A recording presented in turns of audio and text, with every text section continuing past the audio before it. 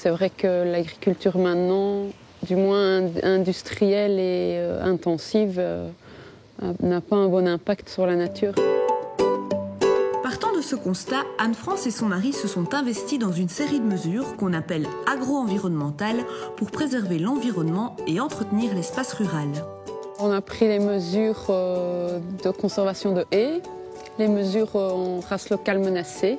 Donc, on a des brebis laitières belges et des roux ardennais. On a creusé des mares, on a les prairies à haute valeur biologique et les mesures sur les bandes aménagées. Anne-France est allée encore plus loin puisqu'elle a signé avec la Wallonie un véritable plan d'action environnementale dans lequel elle s'est engagée pour 5 ans. Parmi toutes les mesures prises, certains le sont de manière autonome, pour d'autres, il faut l'accord et les conseils d'un expert.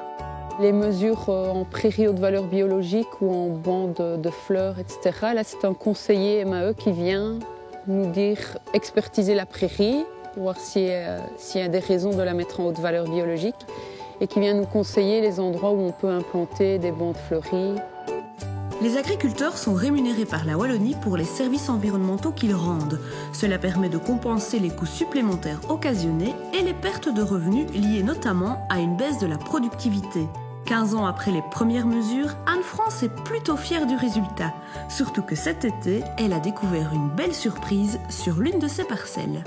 En plus, c'était même pas dans une bande fleurie, c'était dans une prairie naturelle.